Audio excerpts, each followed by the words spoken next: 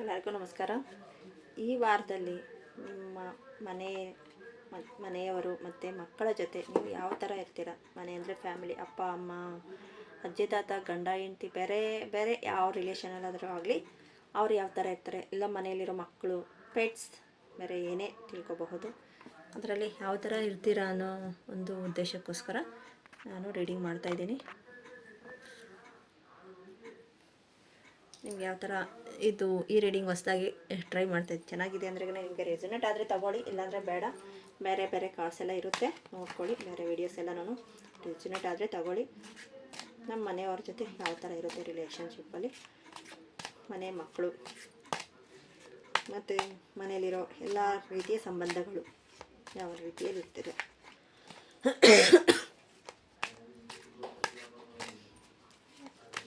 ಮಾಡ್ತಾಯಿದ್ದೀನಿ.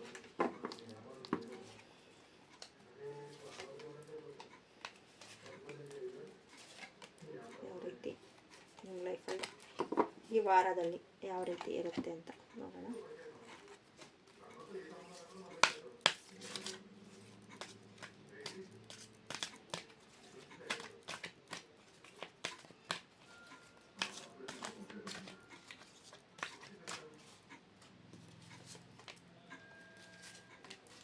Angels cards ಮತ್ತು ಸಾಲವ card,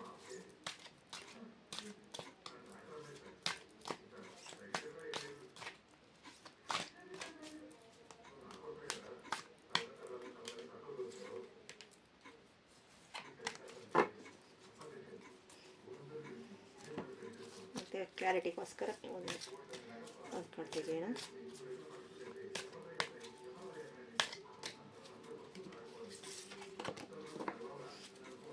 ಕ್ಲಾರಿಟಿಗೋಸ್ಕರ ಇಟ್ಟಿದ್ದೀನಿ, ಅದೆಲ್ಲ ರೆಡಿ ಮಾಡ್ಕೊಳ್ಳೋಣ. ಫ್ಯಾಮಿಲಿ ಬಗ್ಗೆ ಇರ್ತದೆ, ಫ್ಯಾಮಿಲಿ ಕಾರ್ಡೇ ಬಂದಿದೆ.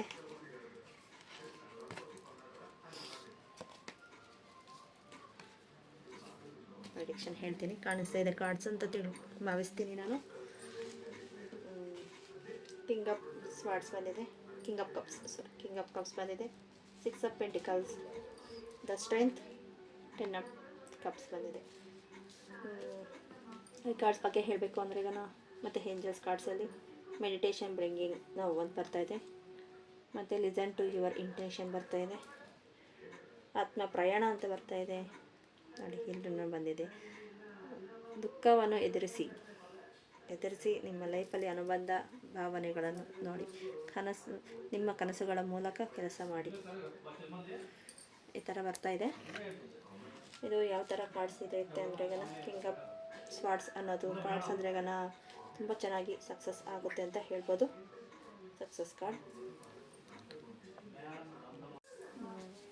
ಯಾವ ಥರ ಇರುತ್ತೆ ಅಂತ ಸ್ವಲ್ಪ ಡಿಸ್ಟರ್ಬೆನ್ಸ್ ಆಯಿತು. ಓಕೆ,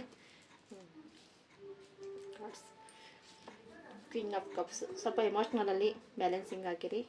ಕಿಂಗ್ ಥರ ಇರ್ತೀರ, ಇಲ್ಲ ಸ್ವಲ್ಪ ಎಮೋಷ್ನಲಲ್ಲಿ ಅಂದರೆ ತುಂಬ ಬ್ಯಾಲೆನ್ಸಿಂಗ್ ಅಂದರೆ ಎಮೋಷ್ನಲ್ ಅಂದರೆ ಒಂದು ಮಾತು ಬರುತ್ತೆ ಹೋಗುತ್ತೆ, ತುಂಬ ಅದನ್ನೇ ಮನಸ್ಸಿಗೆ ಹಚ್ಕೊಂಡು ಇದು ಮಾಡ್ಕೋಬೇಡಿ.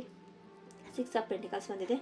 6 ಆಫ್ ಪೆಂಟಿಕಲ್ಸ್ ಬಂದು ಮನೆಗೆ ಏನೋ ಅದೊಂದು ಚಿಕ್ಕ ಮಗು ಏನು ಒಂದು ಚಾಕ್ಲೇಟ್ ಕೊಟ್ಟರು ಮಗುಗೆ ಎಷ್ಟು ಖುಷಿ ಪಡುತ್ತೆ, ಆ ಥರ ಏನೋ ಒಂದು ತಂದು ಕೊಡಿ, ಆ ಮಗುಗೆ ಇಷ್ಟ ಆಗುತ್ತೆ ಅಂತ ಹೇಳ್ಬೋದು. ಇಲ್ಲ ಫ್ಯಾಮ್ಲಿ ಅವ್ರಿಗೆ, ದೊಡ್ಡವ್ರಿಗೆ, ನಮಗಿಂತ ದೊಡ್ಡವರು ಇರ್ತಾರೆ ಅವ್ರಿಗೆ ತಂದು ಕೊಡಿ ಅಂತ ಹೇಳ್ಬೋದು. ಮತ್ತು ಸ್ಟ್ರೆಂತ್ ಕಾರ್ಡ್ ಬಂದಿದೆ, ತುಂಬ ಎಮೋಷ್ನಲ್ ಆಗ್ತೀರಾ, ಸ್ಟ್ರೆಂತಲ್ಲಿರಿ. ಸ್ಟ್ರೆಂತ್ ಕಾರ್ಡ್ ಬ್ಯಾಲೆನ್ಸಿಂಗ್ ಮಾಡಿ, ಸ್ಟ್ರೆಂತ್ ಇದೆ, ಚೆನ್ನಾಗಿರುತ್ತೆ. ಮತ್ತು ಫ್ಯಾಮ್ಲಿ ಅಷ್ಟೇ ಆರಾಮ ಖುಷಿಯಿಂದ ಇರ್ತಾರೆ. 10 ಆಫ್ ಕಪ್ಸ್ ಬಂದಿದೆ. ಎಮೋಷ್ನಲಲ್ಲಿ ಬಿಟ್ಟು ಬಂದಿರೋದು ಅದು ಎಷ್ಟೊತ್ತು ಇರೋಲ್ಲ, ನಾವು ತೊಗೊಂಡ್ರೆ ಅದನ್ನು ಏನೋ ಒಂದು ಮಾತು ಬರುತ್ತೆ, ಅದನ್ನು ತೊಗೊಂಡ್ರೆ 2 ದಿನ 3 ದಿನ ಮನಸ್ಸಿಗೆ ನೋವು ಪಟ್ಕೊಂಡು ಮಾಡಿದ್ರೆ ನಮಗೂ ನೋವೇ, ಅವ್ರಿಗೂ ನೋವೇ. ಅದನ್ನು ಬಿಟ್ಟು ಏನೋ ಆಗಿರೋದು ಆಗಿದೆ, ಓಕೆ. ನಾವು ಸ್ವಲ್ಪ ಪಾಸಿಟಿವ್ ಆಗಿದ್ರೆ ನಮ್ಮ ಜೊತೆ ಸುತ್ತು ಇರೋರು ಪಾಸಿಟಿವ್ ಆಗಿ ಚೇಂಜ್ ಆಗ್ತಾರೆ ಅಂತ ಹೇಳ್ಬೋದು.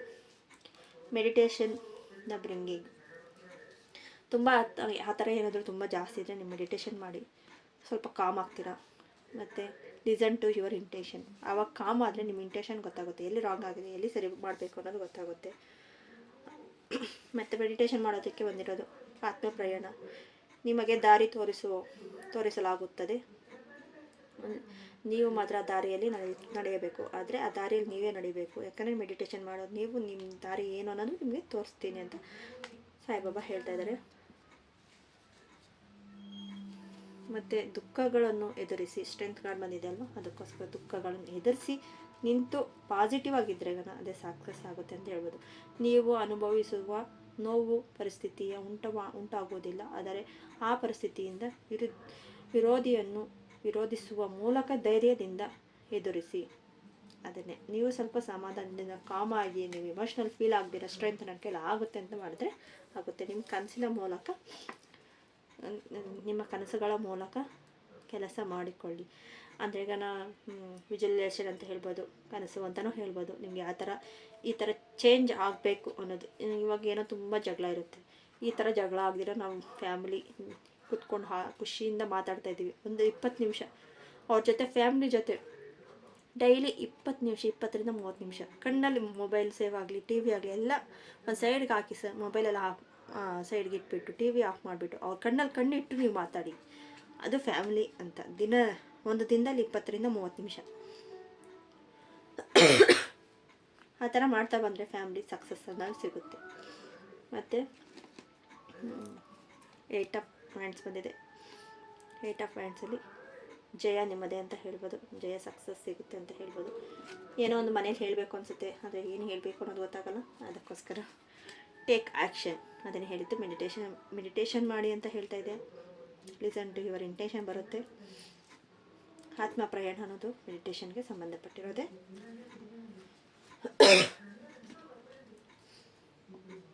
ಮತ್ತು ನಂಬಿಕೆ ವಿಶ್ವಾಸ ಇರಿ. ನಂಬಿಕೆ ವಿಶ್ವಾಸದ ಮೇಲೆ ಇರಿ, ನಿಮಗೆ ಸಕ್ಸಸ್ ಸಿಗುತ್ತೆ. ನಿಮ್ಮ ಭಯ ಆತಂಕವನ್ನು, ನಿಮ್ಮ ನಂಬಿಕೆ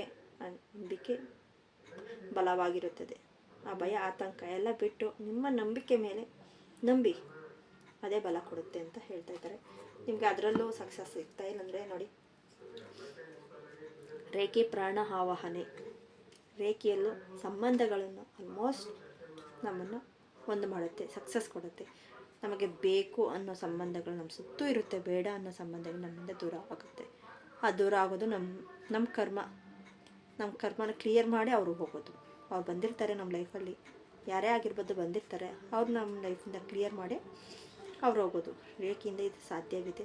ಯೂನಿವರ್ಸಲ್ ಶಕ್ತಿ ಅಂತ ಹೇಳ್ಬೋದು, ಬ್ರಹ್ಮಾಂಡದಿಂದ ಬರ್ತಾ ಇರೋ ಒಂದು ಕಾಸ್ಮಿಕ್ ಎನರ್ಜಿ ಅಂತಲೂ ಹೇಳ್ಬೋದು. ಈ ವಾರದಲ್ಲಿ ನಿಮ್ಮ ಕುಟುಂಬದ ಜೊತೆ ಯಾವ ಥರ ಇರ್ತೀರಾ ಅನ್ನೋದು ಈ ಪ್ರಿಡಿಕ್ಷನ್ ಚೆನ್ನಾಗಿದೆ. ಅಂದರೆ ಒಂದು ಲೈಕ್ ಮಾಡಿ, ಸಬ್ಸ್ಕ್ರೈಬ್ ಮಾಡಿ, ಶೇರ್ ಮಾಡಿ, ಕಮೆಂಟ್ ಮಾಡಿ. ನಿಮಗೆ ಯಾವುದು ರೀಡಿಂಗ್ ಇಷ್ಟ ಆಗಿದ್ರೆ ಇನ್ನೂ ಯಾವ ಥರ ರೀಡಿಂಗ್ ಬೇಕು ಅಂತ ಕಮೆಂಟಲ್ಲಿ ಹೇಳಿ ನಾವು ಮಾಡ್ತೀನಿ. Thank you so much.